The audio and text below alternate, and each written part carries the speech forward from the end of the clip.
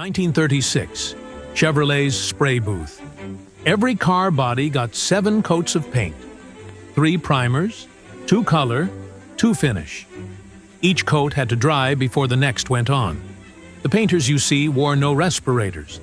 They breathed lead paint, thinner, and nitrocellulose lacquer for 8 hours a shift. GM painters died an average of 10 years earlier than other assembly workers in the 1930s.